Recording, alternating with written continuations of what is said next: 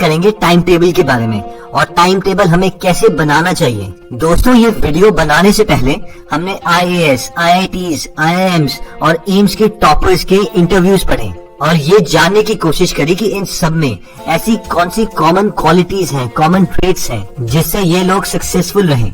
और साथ में मेरा खुद का एक्सपीरियंस जिसकी वजह से मैं 50% से 99.45% तक अचीव कर पाया।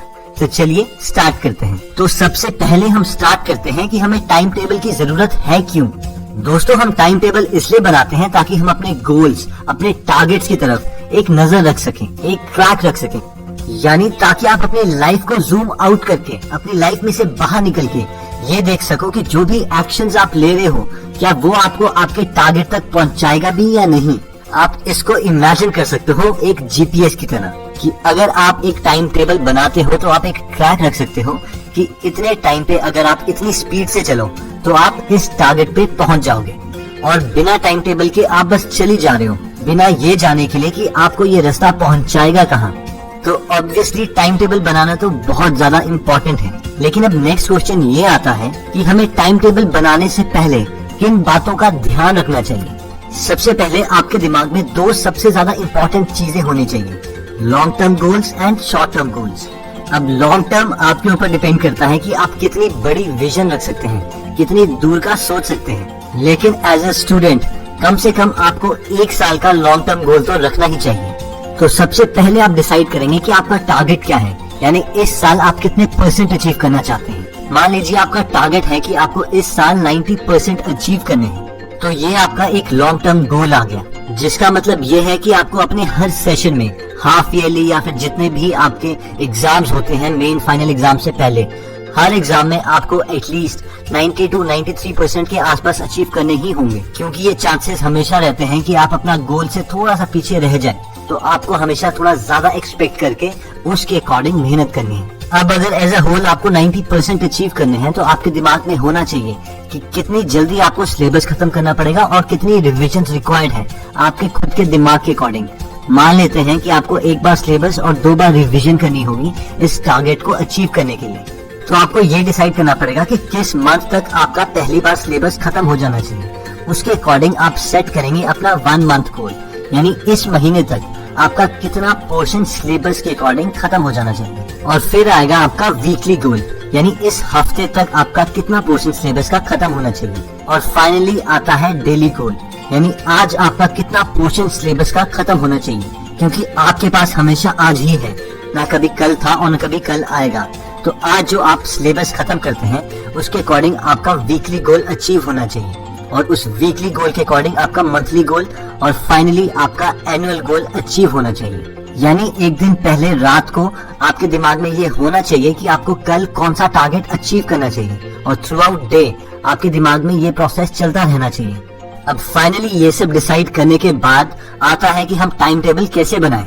तो दोस्तों, हर टॉपर की स्ट्रेटेजी और टाइम टेबल रिव्यू करने के बाद हमें ये 3 एलिमेंट हर टॉपर में कॉमन मिले, और वो है sleep, stress buster and slots of time. दोस्तों, स्लीप एक बहुत बड़ा इंपॉर्टेंट फैक्टर है।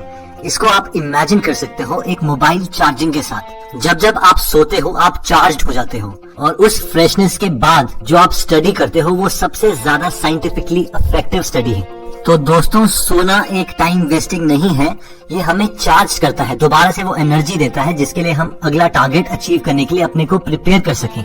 लेकिन हमें ध्यान रखना पड़ेगा कि हम अपने को ओवरचार्ज भी ना करें, यानी यूजलेस ज्यादा ना सोएं। यानी बिस्तर पे हम लेटे हैं और घड़ी की तरफ देख ही जा रहे हैं, वो यूजलेस लेटना एक टाइम वेस्टिंग में ही आता है।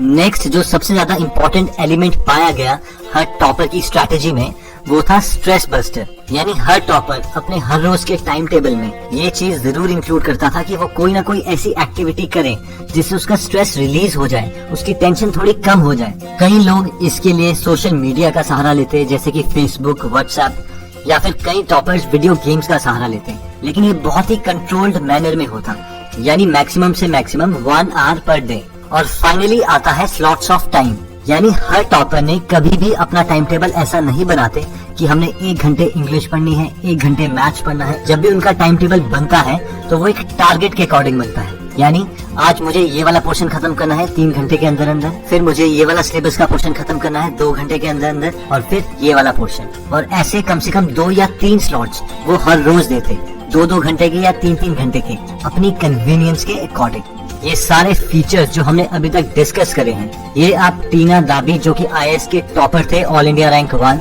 उनके टाइम टेबल में देख सकते हैं। इनके टाइम टेबल में तीनों फीचर्स हैं, जैसे कि स्लीप और रेस्ट टाइम, ताकि ये दोबारा अपनी कैपेबिलिटी इंक्रीज कर पाए और अच्छे ढंग से नए कॉन्सेप्ट्स को ग्रास्प कर पाए। और फिर आता है स्ट्रेस बस्टर। स्ट्रेस बस्टर के लिए चाहे आप फेसबुक या व्हाट्सएप, कुछ सोशल मीडिया वगैरह यूज कर सकते हैं बहुत थोड़े टाइम के लिए। और फाइनली इन्होंने भी अपना टाइम मैनेज किया according two slots of time, यानी इतना टाइम 2 या 3 घंटे इस पर्टिकुलर टॉपिक को खत्म करने के लिए, फिर दोबारा से नेक्स्ट स्लॉट इस पर्टिकुलर टॉपिक को खत्म करने के लिए, और फिर नेक्स्ट स्लॉट इस पर्टिकुलर टॉपिक को खत्म करने के लिए। और ऐसे ही हर दिन आपको भी प्लान करना है। अगर हम इनके लॉन्ग टर्म गोल्स की बात करें तो पहले इन्होंने +1 में 2 महीने तक साइंस रखी, फिर अपने सब्जेक्ट्स चेंज करके आर्ट्स में कन्वर्ट कर दिया, क्योंकि ये जानते थे कि इन्हें IAS ऑफिसर बनना है और आर्ट्स के सब्जेक्ट का पोर्शन सिलेबस में ज्यादा आता है। और 5 साल तक ये अपने गोल की तरफ परसिस्ट रहे, यानी कंटिन्यूअसली उसको अचीव करने के लिए काम करते रहे। हो सकता है इनके काफी फ्रेंड्स +2 के बाद IITs में चले गए हों, एम्स में चले गए हों, लेकिन ये अपनी गोल की तरफ परसिस्ट रहे। और क्योंकि इनका लॉन्ग टर्म गोल थी, इनका लॉन्ग टर्म विजन था और ये क्लियर था इन्हें कि इन्होंने लाइफ में IAS ऑफिसर बनना है, तो अपनी ग्रेजुएशन के बाद IAS के लिए 1 और साल देके अपने फर्स्ट अटेम्प्ट में ऑल इंडिया रैंक 1 अचीव किया। दोस्तों, आप डिस्क्रिप्शन में दिए हुए लिंक से टीना दाबी का ये टाइम टेबल डाउनलोड कर सकते हैं और अपना टाइम टेबल भी इसी को एज ए रेफरेंस मान के ट्वीक कर सकते हैं, चेंज कर सकते हैं, ताकि वो आपकी पूरे दिन भर के शेड्यूल को सूट करें। आपके टाइम टेबल की स्ट्रेटेजी को और इम्प्रूव करने के लिए हम 2 बातें आपको और बताना चाहेंगे। पहला कि आप अपने काम के लिए ज्यादा टाइम अचीव कैसे कर सकते हैं, और सेकंड, सबसे पहले कौन सा पोर्शन सिलेबस का खत्म करें। अपने स्केड्यूल को और इम्प्रूव करने के लिए आपको हर यूजलेस टाइम को यूजफुल टाइम में कन्वर्ट करना है। जैसे कि कोई भी 15 मिनट, 20 मिनट, 25 मिनट आपको मिलते हैं, चाहे आप ट्रैवलिंग कर रहे हो, उस टाइम भी आप उसमें थोड़ा सा पढ़ सकते हैं, अगर आपके पास साथ में नोटबुक है, या फिर अगर कोई भी लेक्चर आप अपने माइंड में ही रिकॉल कर लें, तो भी वो एक इफेक्टिव टूल में कन्वर्ट हो सकता है। इवन कि चलते चलते, हेड डाउन करते हुए अगर आप कोई लेक्चर इमेजिन कर लेते हैं या कोई कॉन्सेप्ट के बारे में सोचने लगते हैं, तो वो सारा टाइम आपकी स्टडी टाइम में इंक्लूड किया जा सकता है। इवन फ्रेंड्स के साथ डिस्कशन करते समय अगर आप कोई और यूजलेस चीज के बजाय कोई लेक्चर के बारे में डिस्कस कर लें, तो वो सारा आपका स्टडी टाइम में इंक्लूड हो जाएगा।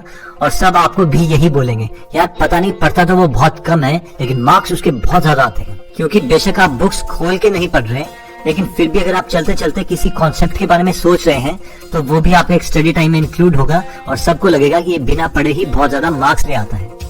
फाइनली दोस्तों, लास्ट में आता है कि आप अपने सिलेबस का कौन सा पोर्शन सबसे पहले खत्म करें।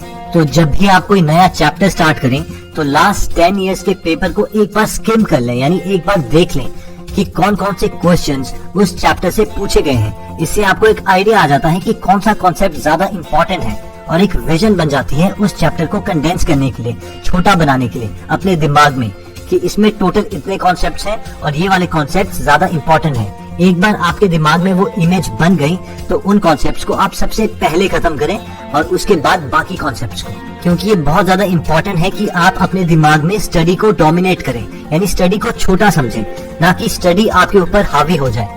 और ये तभी हो पाएगा जब आप पूरे सिलेबस को या एक चैप्टर को एट ए टाइम कंडेंस कर पाएंगे, छोटा कर पाएंगे अपने दिमाग में, और वो तब होगा जब आप पूरे चैप्टर को एक साथ अपने दिमाग में देख सकते हैं। तो इसके लिए ये वाला एक मेथड बहुत इम्पोर्टेंट है। फाइनली दोस्तों, ये सब डिपेंड करता है आपके दिमाग के ऊपर कि आपके लिए कौन सा मेथड सबसे ज्यादा अच्छा है, कौन सा टाइम सबसे ठीक है पढ़ने के लिए, क्योंकि आप ही अपने को सबसे अच्छा जानते हैं। तो किसी भी चीज को, किसी भी टाइम टेबल को, चाहे वो IAS टॉपर का हो चाहे या IIT टॉपर का, कोई भी पत्थर पे लिखी हुई लकीर नहीं है। आपके लिए जो आपका सबसे बेस्ट वे है, उस चीज को अप्लाई कीजिए और उस टाइम टेबल को हर बार मॉडिफाई करने की कोशिश करिए।